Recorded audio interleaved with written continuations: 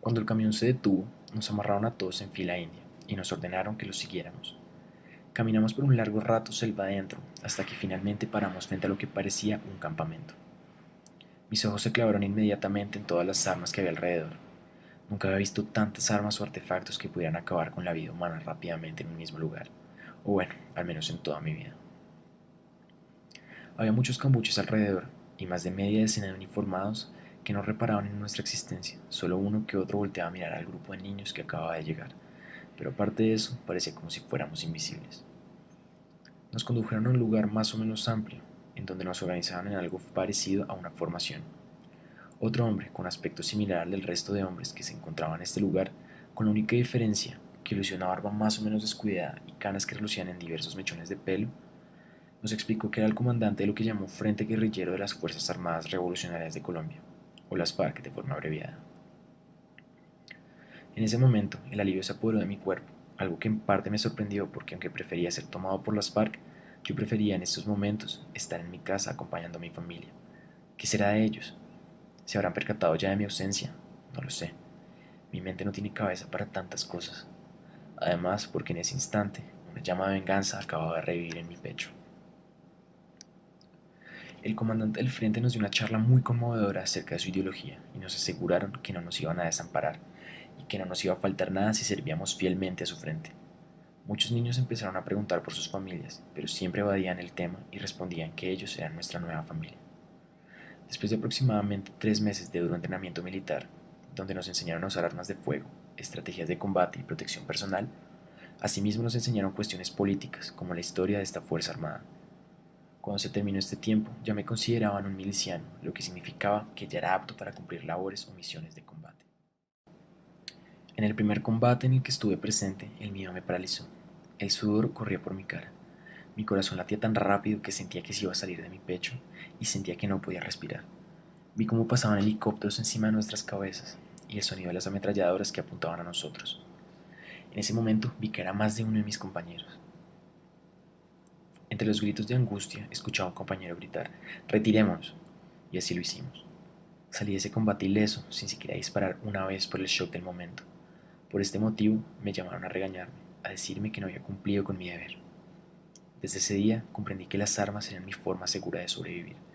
Desde ese día ya no le tuve miedo a la muerte de aquellos que intentaron asesinarme, porque creía que se lo merecían. Nunca les temblaba a ellos la mano, porque me tenía que temblar a mí, porque los militares no estuvieron para cuidarnos, porque el presidente sale tantas veces diciendo que está haciendo todo lo posible por protegernos. Una de las misiones más difíciles para mí fue poner un cilindro bomba en uno de los pocos colegios del Amazonas. Quería huir, pero sabía que si lo hacía me cazarían hasta matarme y ni siquiera había cumplido mi venganza. Cuando enterré el cilindro, yo no pensaba en nada, creo que ni siquiera era una persona. Me sentí un monstruo. Recordé las palabras de mi padre, siempre ser un buen hombre, y lloré. Lloré de odio contra el mundo, de odio contra mí. Recordaba eso, pero también recordaba cómo mi papá no pudo hacer nada para salvarse y eso me hizo pensar que simplemente no podría escapar ni fallar en la misión. ¿Era la vida de esos niños o la de la poca familia que me quedaba? Pues las FARC mataron a mi mamá y a mi hermana si yo les incumplía. Esa tarde terminé mi trabajo y me interné en la selva. Y desde ahí las cosas que hice ni siquiera Dios me las perdona. Mi venganza llegó un poco después, en una de nuestras expediciones en la selva, pues a nuestro comandante le comunicaron que unos paracos estaban haciendo estragos en una de las zonas que protegemos y que además habían asesinado a varios de nuestros militantes. Para desgracia mía, y también de ellos, resultó ser que eran aquellos que habían matado a mi padre. Fue la mejor noticia que había tenido en años. Fuimos a atacarlos, pero aún después de haberme encargado de cada uno de ellos, no recibí el descanso ni la paz que creí que tendría. Mi dolor no desapareció, ni siquiera menguó un poco. Ver los muertos no me hizo feliz, no me hizo mejor. Mi vida carecía de sentido, yo no tenía ningún objetivo y seguí en lo único que sabía hacer, sobrevivir. La noticia de un posible acuerdo del gobierno nos llegó un jueves. El comandante Timochenko ya tenía mucho hablado y la mayoría nos quedamos con miedo. Muchos decían que nos iba a volver a pasar lo de la UP, nos matarían a todos una vez dejemos las armas.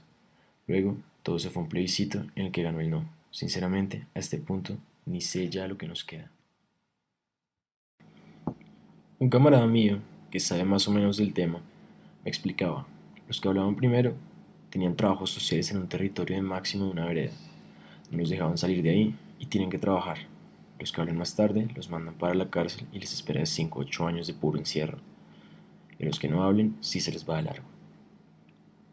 Cualquiera que hubiese vivido nuestra historia sabría que parece una pesadilla, siempre sufriendo, siempre corriendo, siempre pecando. Yo todavía le ruego a Dios, pero no sé si con todo esto Él me sigue escuchando. Mientras tanto, me sigo moviendo en esta hamaca, pensando en si los de este lado de la montaña no tenemos derecho a vivir. Tal vez nacimos para esto, para vivir con el sufrimiento, mirarlo a la cara todos los días sin poder deshacernos de él o de matarlo, hasta que yo me muera o hasta que él lo haga. Yo soy Juan Rodríguez. Esta es mi historia y ustedes decidirán cómo juzgarme.